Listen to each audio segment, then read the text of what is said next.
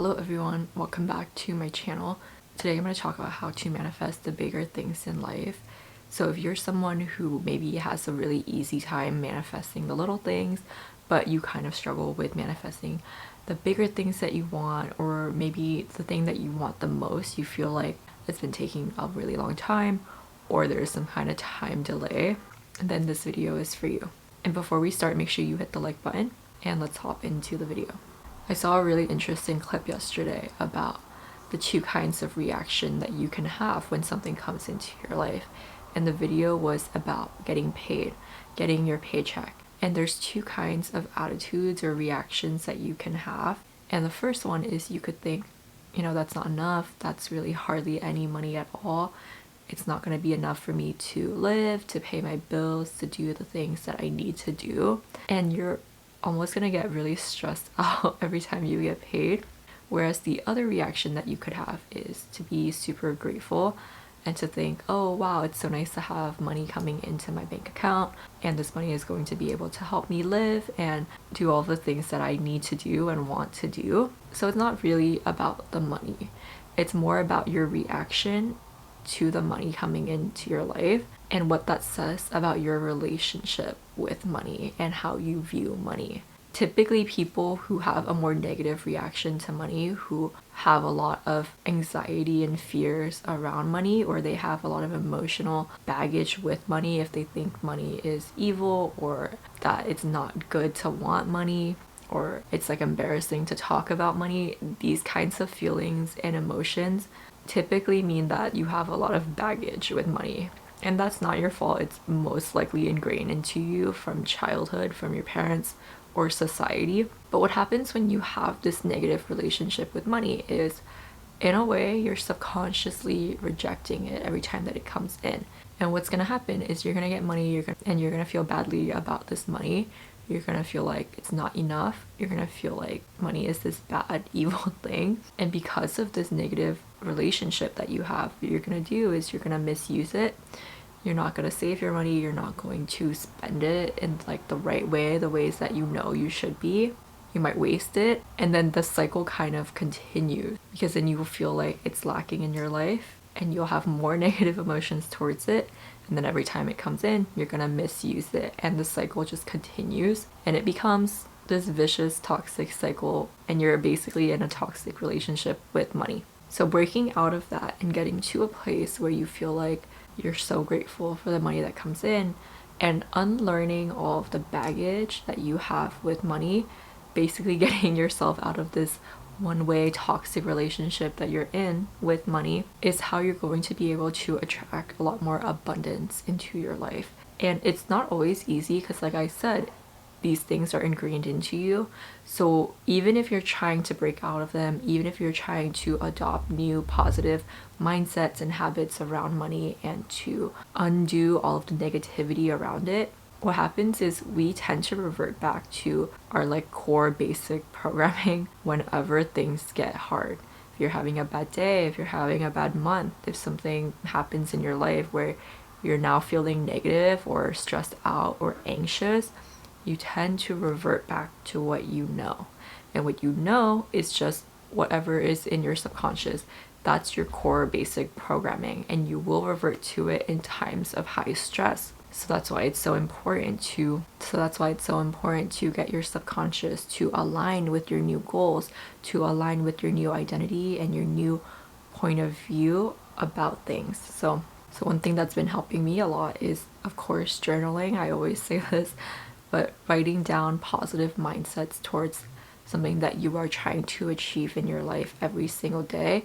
Maybe you're trying to attract a partner, maybe you're trying to change your body. So writing affirmations that align with these new goals. Maybe you write, I am very fit and healthy.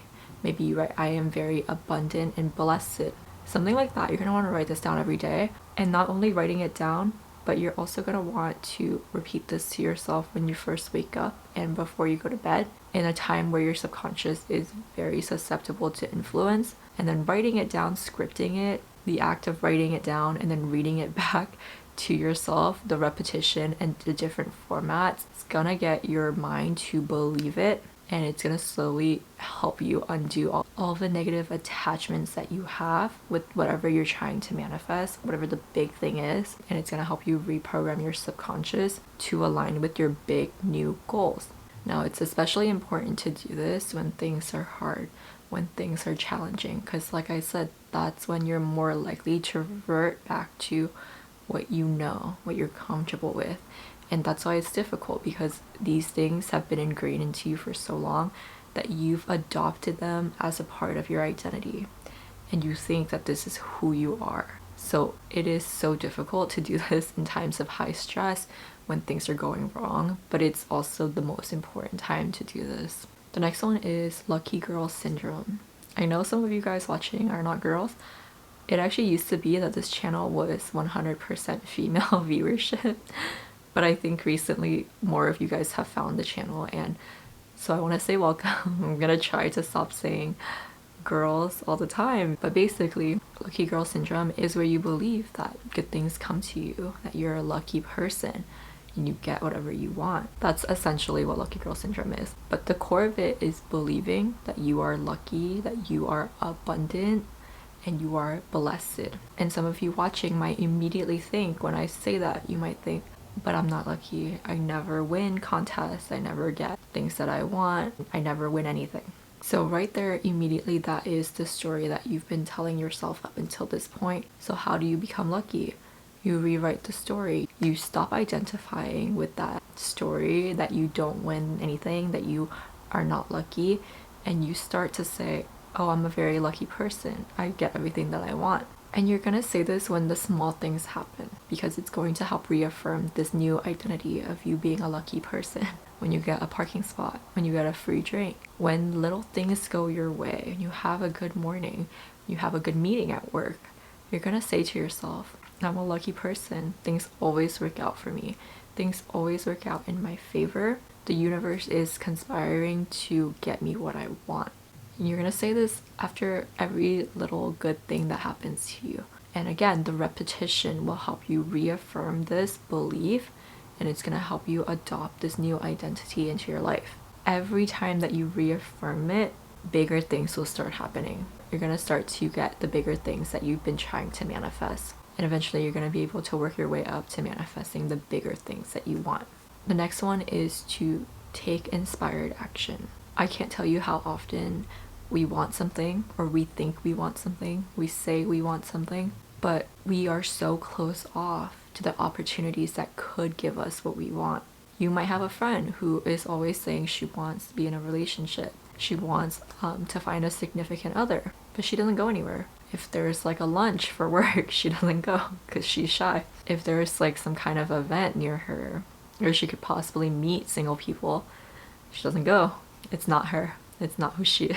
Again, there's this idea that you don't have to do anything to get the things that you want. And while that might be true for some people, it definitely can speed it up if you actually take action and put yourself out there, put yourself near potential people and opportunities that could get you to where you want to be. I saw another video that was like, connections is the biggest thing that's going to help you advance in your career. So if you're thinking about skipping happy hour to work late, you might want to reconsider. And what's so funny is recently I had an interview with a potential job. I already had another job lined up, so by the time I had the second interview with this lady, she was like the director of the place, I already knew that I wasn't going to take the job. So I kind of just spent the interview asking her questions about her career and kind of how she got there and if she had any advice for me.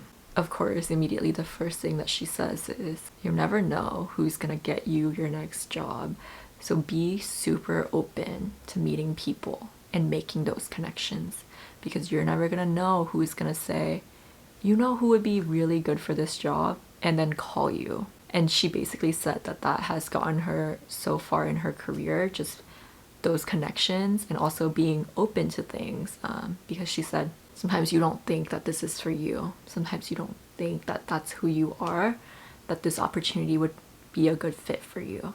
But then you get there and you realize, you know what, it's actually a really good fit for me. So the other thing she told me was to be open. Be open to opportunities and things that you might not think is for you, because that's how you learn and grow, getting out of your comfort zone. Okay, that's it for today's little video. I hope that you found value in this, and if you did, please be sure to like, comment, and subscribe. Share this with someone who might also find it to be impactful, and I will see you guys next time. Bye!